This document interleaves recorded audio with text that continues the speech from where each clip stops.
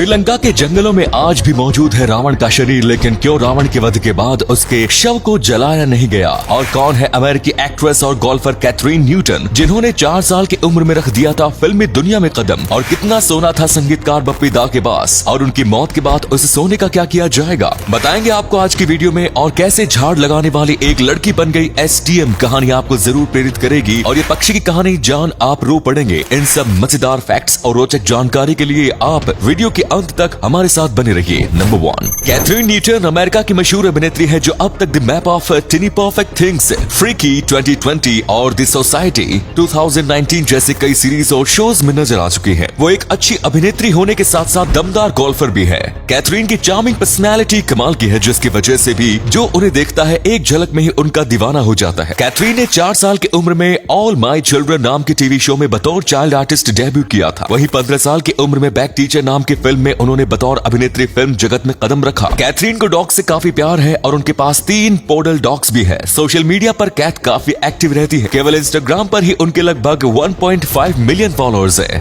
Number 2, इस दुनिया में प्रत्येक प्राणी को खुली हवा में सांस लेने का अधिकार है, फिर चाहे वो कोई इंसान हो या जानवर। लेकिन बहुत से लोग जानवरों को पिंजरों में कैद करके रखते हैं, जो बिल्कुल गलत है। इंडियन कोंडो नाम का ये पक्षी लंबे समय तक जू के पिंजरे में बंद रहा। जब इसे आजाद करने के लिए एक पहाड़ की चोटी पर लाया गया तो ये आसमान में उड़ना ही भूल गया। कई बार कोशिश करने के बाद भी ये कोंडोर आसमान में उड़ नहीं पा रहा था। वहाँ खड़े सभी लोग ये देखकर हैरान थे कि आखिर कोई पक्षी उड़ना कैसे भूल सकता है। सभी लोग उम्मीद और दुआ कर रहे थे कि एक बार ये पक्षी अपने दोनों पंख फैलाकर आसमान की ऊंचाई नाप सके। तभी अचानक वो हुआ जिसका सभी को इंतजार था। कोंडोर ने हवा में उड़ान भरी। एक बारी तो वो नीचे की तरफ गया, लेकिन उसके बाद पंख फैलाते हुए खुले आसमान में उड़कर आजादी का जश्न मनाया। नंबर 3, चंद दिनों पहले ही भारतीय फिल्म इंडस्ट्री के सुपरहिट और सुप्रसिद्ध संगीतकार एवं गायक बप्पी लहरी का निधन हो गया। बप्पी दा अपने गानों के अलावा अपने सोने के कारण भी पहचाने जाते थे। वो हर समय भारी मात्रा में सोने की चेन और अंगूठियों से लदे रहते थे। 2014 में बप्पी दा ने बताया था कि उनके पास 752 ग्राम सोना है, तो वहीं उनकी पत्नी के पास 967 ग्राम सोना। इतने सालों में बप्पी दा ने कुछ तोला सोना जरूर खरीदा होगा। इस लिहाज से उनके पास मौजूदा सोने की कुल रकम 1 करोड़ के आसपास आकी जा रही है। बप्पी दा के निधन के बाद वो सारा सोना उनके बेटे और बेटी ने संरक्षित करने का फैसला किया है, जिससे आने वाली पीढ़ियों को भी बप्पी दा के बारे में जानकारी मिल सके। नंबर 4, प्रकृति ने सभी जीव जंतुओं को उनकी रक्षा के लिए कुछ न कुछ बेहतर उपाय दिए हैं। एटलस मोथ एक प्रकार का पतंगा होता है। ये पतंगों की प्रजाति में सबसे बड़ा माना जाता है। इसके पंख देखने पर बिल्कुल कोबरा सांप जैसे नजर आते हैं। पशु विशेषज्ञों की माने तो इनके पंखों का यह डिजाइन दूसरे जानवरों से बचाने के लिए प्रकृति ने दिया है। इससे कोई भी बड़ा जानवर इनके ऊपर जल्दी से हमला करने की हिम्मत नहीं करता है। एटलस मोथ खास तौर पर एशिया के ट्रॉपिकल फॉरेस्ट्स में पाए जाते हैं।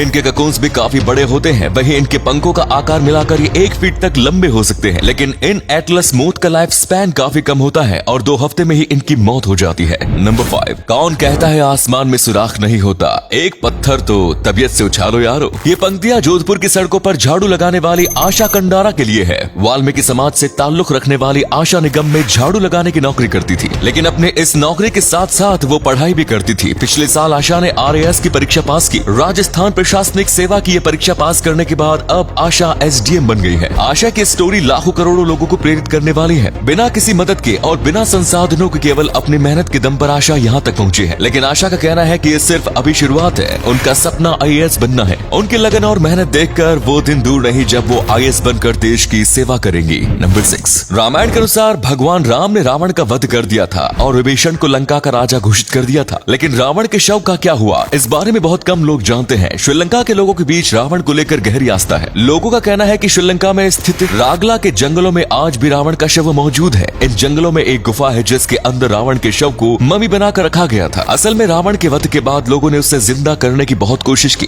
जब रावण जिंदा नहीं हुए तो उसके शरीर पर कई प्रकार के लेप लगाकर उसे एक गुफा में रख दिया गया। श्रीलंका के लोगों के अनुसार रावण का शव 18 फीट लंबा है और उसके शव के नीचे ढेर सारा खजाना छिपा हुआ है। जिस गुफा में वो शव रखा हुआ है वो घने जंगलों के बीच मौजूद है और उसके आसपास कई सांप और जंगली जानवर है जो रावण के शव की हिफाजत कर रहे हैं। नंबर 7, हवाई सफर के दौरान जब भी आप प्लेन में एंट्री करते हैं तो आपने देखा होगा कि फ्लाइट अटेंडेंट या एयर होस्टेस के हाथ पीछे की ओर होते हैं। असल में उनके हाथों में एक काउंटिंग मशीन होती है जिसकी मदद से वे प्लेन में आने वाले यात्रियों की गिनती करते हैं। इस काउंटिंग मशीन को छिपाने के लिए ही फ्लाइट अटेंडेंट अपने हाथ पीछे बांध कर रखते हैं। यदि कोई पैसेंजर रह जाता है तो एयरपोर्ट पर अनाउंसमेंट की जाती है कि फ्लाइट का टाइम हो गया है। सभी यात्रियों के बैठने के बाद एक बार फिर उनकी गिनती की जाती है और उसे चार्ट से मिलाया जाता है। सब ठीक होने के बाद पायलट को फ्लाइट उड़ाने के आदेश दिए जाते हैं। और अगले फैक्ट पर जाने से पहले फोटो को ध्यान से देखिए और बताइए कि आपको किसका फोटो दिखाई दे रहा है। इससे पता लगेगा आपका दिमाग और आपकी आंखें कितनी तेज हैं। मिलते हैं आपको 5 सेकंड्स।